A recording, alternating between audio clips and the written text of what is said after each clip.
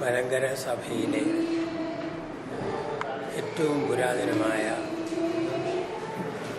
ഇന്നും സജീവമായി പ്രവർത്തിച്ചുകൊണ്ടിരിക്കുന്ന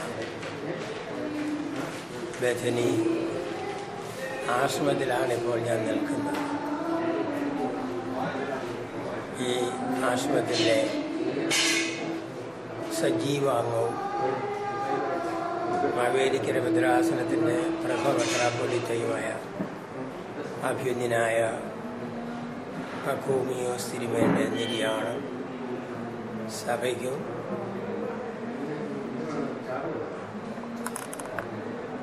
വിദ്യാഭ്യാസ രംഗത്തും കാര്യമായ നഷ്ടം ഉണ്ടാക്കിയിട്ടുണ്ട് എന്ന് അദ്ദേഹവുമായി ദീർഘകാലം വിദ്യാഭ്യാസ രംഗത്ത് ഒത്തൊരുമിച്ച് പ്രവർത്തിച്ച എനിക്ക് പറയുവാൻ കഴിയും.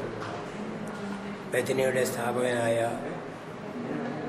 പുണ്യശ്ലോകനായ തിമോഥെയോസ് തിരുമേനിയും പത്തനാപുരം താബോർ ദരായുടെ സ്ഥാപകനായ കാലം ചെയ്ത പുണ്യശ്ലോകനായ ദിവന്യാസൂസ് തിരുമേനിയും തമ്മിലുള്ള സ്നേഹബന്ധവും രണ്ടുപേരും മലങ്കര സഭയിലെ രണ്ട് വലിയ സന്യാസ പ്രസ്ഥാനങ്ങൾ കെട്ടിപ്പടുത്തുമെന്നുള്ളത് സഭയുടെ ചരിത്രത്തിലെ വലിയൊരു സംഭവമായിട്ടാണ് ഞാൻ കാണുന്നത്.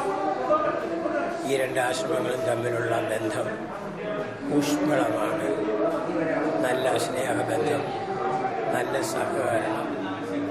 രണ്ട് സ്ഥാപനങ്ങളിലെയും സന്യാസിമാരും മഠങ്ങളിലെ സന്യാസിനിമാരും തമ്മിൽ പ്രത്യേകിച്ച് സന്യാസി കോൺഫറൻസിലൂടെ ഈ പിതാവ് ഒരുപാട് നല്ല നേതൃത്വം സന്യാസ പ്രസ്ഥാനം നൽകി എന്നുള്ളത് വളരെ നന്ദിയോടെ ഞാൻ സ്മരിക്കുന്നു. തിരുമനസ്സുകൊണ്ട് സഭവ സ്കൂളുകളുടെ മാനേജരായിരുന്ന കാലഘട്ടങ്ങളിൽ അദ്ദേഹത്തോടൊപ്പം സജീവമായി ഗവേണിംഗ് ബോർഡ് അംഗമെന്നുള്ള നിലയിൽ പ്രവർത്തിക്കുവാൻ എനിക്ക് സാധിച്ചു.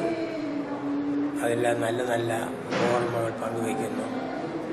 അഭ്യുന്നതനായ പിതാവിൻ്റെ ഈ ആകസ്മികമായ വേർപാടിൽ സഹോദര സ്ഥാപനമായ പത്തനാപുരം താബോർ ദരായുടെ സെക്രട്ടറി എന്നുള്ള നിലയിലുള്ള അകമഴിഞ്ഞ അനുശോചനം ബഥനി നിവാസികളോട് അറിയിക്കട്ടെ. ആ പിതാവിൻ്റെ ആത്മാവിനെ നിത്യശാന്തി നേരുന്നു.